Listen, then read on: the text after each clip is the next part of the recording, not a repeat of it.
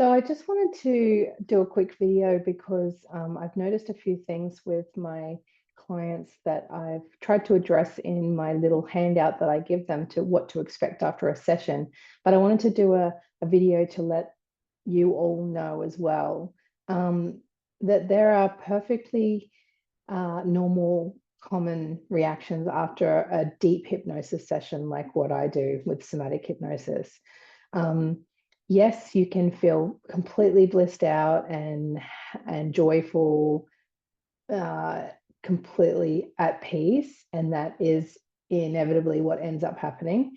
But there are some other things that are not as commonly spoken about, other symptoms after a session that are part of the energetic integration can cause. So I'll just go through a few of them, just so you're not completely confused when this does, if it does happen after a session. So during a session, you're going into some very deep layers of trauma or memories, and you're healing from the core out. So it's very deep healing, and so it changes the cellular structure with the energy that's in there, releases the energy and moves energy and shifts energy around the body. So you can expect emotional upheaval.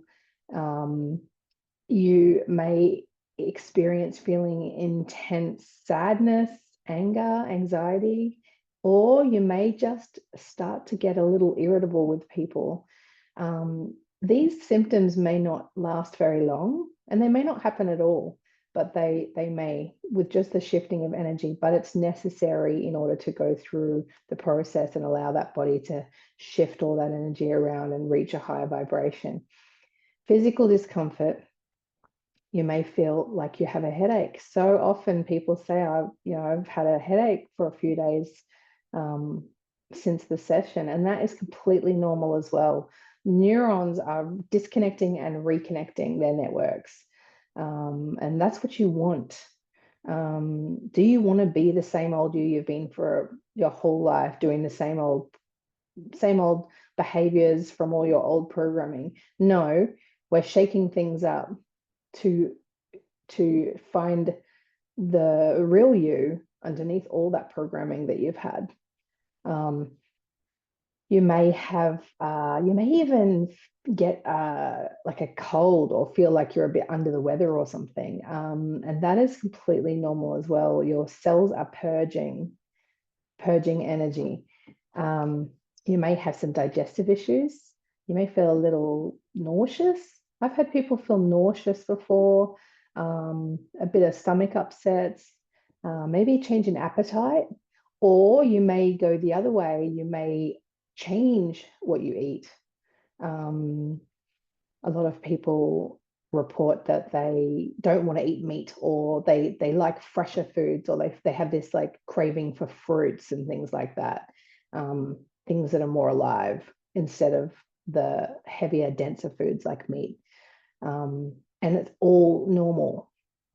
Sleep disturbances. You may have really vivid dreams. Pay attention to any recurring dreams, any symbols that you have in your dreams. You may have some sleep disturbances, and that's okay. That'll all settle. It's just a shift that's happening. Learn to feel comfortable in the discomfort, and learn to feel okay in the unknown, in the uncomfortable, unknown feelings of not feeling really like yourself, because yourself wasn't really working for you, was it? So you want to feel more yourself, which could be a new concept for most of you, like to feel your true self. You may never have felt it before, or maybe when you're a child, maybe you did. We go off the path, so it's we need to sort of shake things up to get back onto our true path to be happy. May feel a little confused, disoriented, but on the other side of that, you may feel like you have extra sharp focus, and have a peace in your mind. You might have a peaceful, still mind, and less clouded. a sharper mind, sharper senses as well. You may smell, have a heightened sense of smell or hearing. So, which means if you have a heightened sense of smell or hearing, especially hearing, you may get bothered by all the noises. You may feel intolerant to things like busy shopping centers or crowded spaces. Um, and so things are changing, and it's okay because these symptoms will settle, and you hopefully will be different to before, because that's the whole point. But these uncomfortable feelings will settle. Um, but things might be different. You may not go back to eating meat, or you may not enjoy being in crowded, loud shopping centers anymore as much. I mean, things might change, but it will be okay because you'll be welcoming the change. You'll get used to it. And the uncomfortableness of it will die down, and those symptoms of discomfort, the confusion or the irritability, the sadness, any of those things, they'll all lift, and you'll come up and rise up out of those. Yeah, you might possibly also feel a little disconnected to the people in your life, even your kids, your partner, family. You may feel a slight disconnection, or things are happening to you on an energetic level, and you may feel like they just don't get it, or they just don't understand. And you may feel a little lonely or alone at times, because a little isolated, and that's completely normal as well. So things you can do to help yourself is reach out, connect with friends that you feel comfortable around right now, or reach out to your hypnotherapist. Like, reach out to me. I'm just a call away, just a phone call away, or a text message away. You may find that you might start looking into a new group of friends, or new hobbies, new things to do, and that's okay too. I mean, you got into this trying to peel off those old layers that weren't working for you anymore, because they weren't working for you anymore. So be open to change, and just relax. Just be okay with it and sit with it. Go out and meet different people. And people around us, they don't like necessarily us to change, because they know us. They don't like, they like us for like to be the same as we always are, like it's secure, it's familiar, but the new you will become familiar with them, to them. So it's an adjustment for everyone. So it'll settle as well. They'll become used to it all, and also they'll probably love the new you. You'll be more settled and happier to release all that emotional baggage that you were carrying before. Now, so there's some practical things you can do to help yourself with this, besides reaching out to your hypnotherapist and maybe possibly opening yourself up to having a new hobby, or making some new friends, or meeting some people. You can stay hydrated with water, and I do recommend spring water or filtered water, just because of the calcium, and to do with the pineal gland. It's just easier if you just try to keep that clear. So that is some of the things you can do. Just rest, self-care, go easy on yourself. This is a huge upheaval. Do some grounding activities, like walk barefoot on the grass, on the dirt, go out in nature. I know this sounds completely cliche, but hug a tree, or at least touch one. Be in nature. It actually helps a lot. And notice how you feel.